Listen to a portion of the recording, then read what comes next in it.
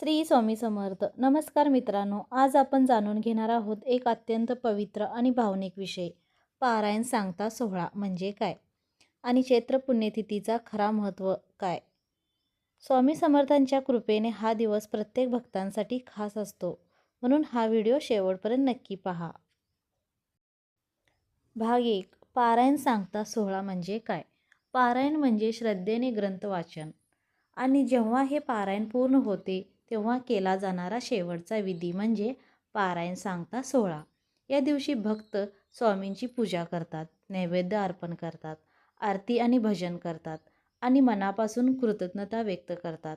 हा सोहळा म्हणजे भक्तीचा परिपूर्ण क्षण असतो. भाग 2. चैत्र पुण्यतिथीचे महत्त्व. चैत्र महिन्यातील पुण्यतिथी हा दिवस स्वामी समर्थांच्या महाप्रसमाधीचा पवित्र दिवस मानला जातो. या दिवशी स्वामींची कृपा अधिक प्रमाणात मिळते, भक्तांची प्रार्थना लवकर पूर्ण होते आणि आध्यात्मिक ऊर्जा वाढते. म्हणूनच या दिवशी पारायण सांगता करणे अत्यंत शुभ मानले जाते. भाग 3. भक्तांवर होणारी कृपा, उद्धार आणि आशीर्वाद.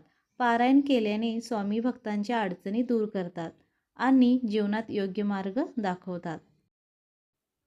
अनुभूती. अनेक भक्त सांगतात की त्यांना स्वामींची उपस्थिती जाणवते.